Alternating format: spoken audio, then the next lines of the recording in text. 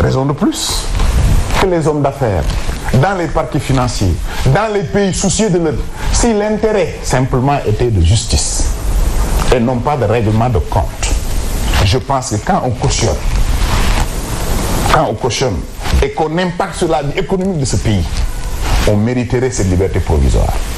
Je le pense très honnêtement. C'est votre avis? C'est mon avis. Mais Moussa Diakhaté, dans un pays sous-développé comme le Sénégal, les gens sont prêts à cautionner au-delà même de la somme dont on leur reproche. Mais est-ce que le débat n'est pas plutôt à ce niveau? Qui sont ces hommes? Des hommes d'affaires? Pourquoi dans ce pays, qu'ils m'excusent quand je les cite, quand c'est un Libanais qui est milliardaire, ça n'offusque personne. Quand c'est un Français qui est milliardaire, ça n'offusque personne. Quand c'est un Sénégalais, on s'offusque. Ça, c'est une attitude à bannir. Non, mais est-ce que ce n'est pas une collusion que ces gens ont avec les politiques? Pour ceux qui le connaissent. Oui. Je n'ai pas dit. Les gens le connaissent depuis Chicago. Sa boutique à Sandaga. Depuis Chicago. Pendant 20 ans. Comme homme d'affaires, cela pourrait se comprendre. Encore mieux, même si on reprochait quelque chose.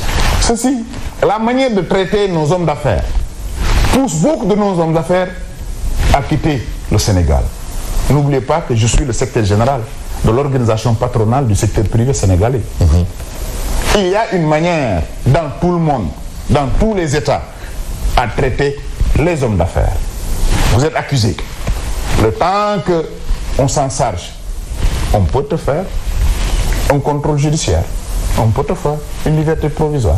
On peut même te mettre les bracelets pour que votre économie ne s'arrête pas. Le temps que la justice fouille et vérifie. Et c'est pourquoi vous êtes accusé était vrai. D'ici là, vous mettre en prison, faire ralentir votre activité, priver des centaines de familles de salaire de travail. Vous pensez ça plus opportun? Une chose est sûre, je ne suis pas le juge, j'essaie d'analyser, de voir l'impact que cela poserait. Et ça ne s'arrête pas. On parle de Taïb Sarr, on parle de Khadim Ba, on parle de Samuel Sarr, on parle de Ablaye Sylla. Écoute ça. Mais apparemment, pour quelqu'un qui nous a vendu le souverainisme, cette approche n'est-il pas en train de donner un sacré coup aux hommes d'affaires sénégalais? Je vous pose la question. Ah si. Si. Il y a une manière de traiter. Il lui disait que les syndicats ne prennent pas le prétexte de l'urgence pour faire des revendications, qu'ils prennent aussi le temps d'apprécier, de faire le diagnostic avant d'accuser.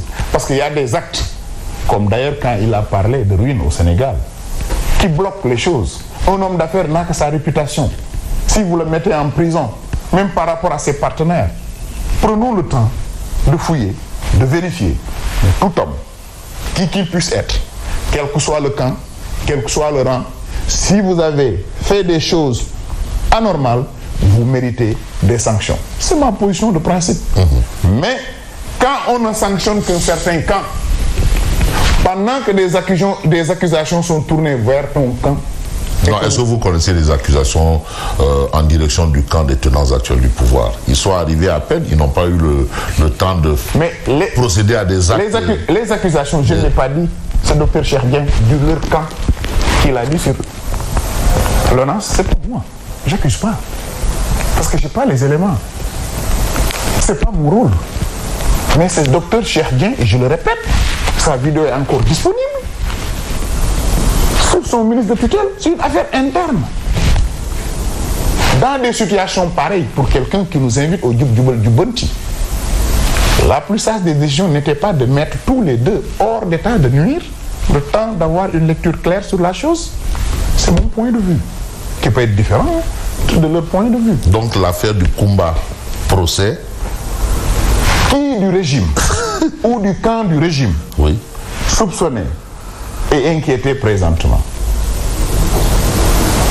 Tous ceux qui sont inquiétés, bizarrement, étaient ceux qui étaient de l'ancien régime ou qui collaboraient avec l'ancien régime. Mais même au niveau... Ils sont là à peine, ils n'ont même pas un an. Raison ils ont à peine un an pour quand même être mêlés dans des histoires de... Et pourtant si.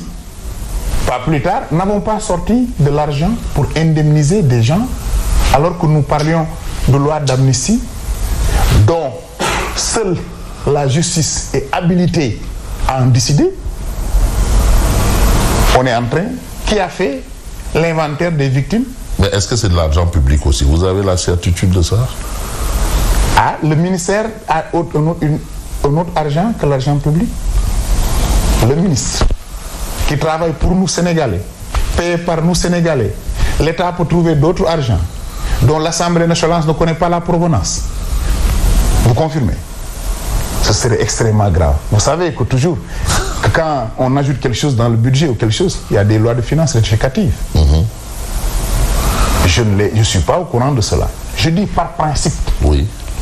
Avant d'indemniser, laissons la justice les décider.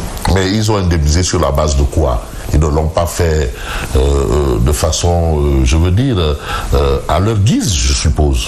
Je connais des gens victimes de ces manifestations qui n'ont été ni approchés, ni indemnisés. Ils ont leur boutique, ils ont leur voiture. Je ne connais pas leur manière de choix, de critères. Ce qui me pousse à penser que toujours on est dans le clanisme. On essaie de faire plaisir à ceux qui sont avec nous. Alors que on devrait laisser la justice, surtout à une période où on nous invite à revoir la loi d'amnistie. Indemniser, c'est savoir qui a tort. Et à qui on a fait du tort. Alors qu'ils voudraient qu'on revienne sur la loi d'amnistie. Pourquoi? C'est des actes, pour moi, de précipitation. Absolument. Alors aujourd'hui, la situation du pays, qu'est-ce que ça vous inspire? Si je vous dis où va le Sénégal? Présentement. Oui, quelle sera votre réponse? Si je m'en tiens aux propos du président de la République, presque droit au mur, il dit, je le cite, qu'on n'a plus de marge de manœuvre. Pendant ce temps, j'ai appris ce matin que même au ministère de la Santé, on est encore en train de licencier encore des jeunes. Le front syndical s'est levé. Mais oui, mais si ceux qui sont licenciés, selon ceux qui le pratiquent, ce sont des gens qui sont payés à ne rien faire. Le droit à qui? Il y a un droit syndical. Il y a un droit syndical. Payé à ne rien faire. Ça, c'est vous qui le dites. Quand on est embauché, quand on a un CDI, on a des droits. Ce n'est pas au gré du Premier ministre ou du ministre qu'on les licencie. Dans un état de droit, le droit au travail. Mon très cher, si vous voulez inviter les gens au Djoub Djoubal Djoubanti, commencez déjà par les actes que vous posez et ouvrez des négociations. Ces centrales syndicales, c'est des gens qui aiment ce pays. Mais c'est ce qu'on a, les négociations, les discussions qu'on a avec tripartite. C'est justement pour trouver... Oui, même si le ton du PM, je mérite pour moi d'être repolissé. Mais non, mais vous voyez le PM partout ou bien... Oui, mais parce que le PM gère tout. Comment ça? Ah, ça, vous le savez. Non, c'est le président de la République qui est au palais, le Premier ministre à la primature. Et il transforme la vision du chef de l'État en acte. Ça, je ne vous l'apprends pas. C'est que vous voulez me taquiner. Non, pas du tout. Mais c'est ça la République. Ou bien il y a une autre République au Sénégal. Depuis que ce régime est venu, nous constatons tous que c'est le PM qui décide presque de tout. Vous dites décide? Presque de tout. Donc qui décide a le pouvoir du décret? Le PM n'en a pas le pouvoir du décret. Je passe outre.